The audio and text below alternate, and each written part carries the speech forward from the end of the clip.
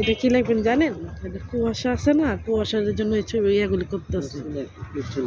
কিচ্ছু লেখা লাগবে না আপনার।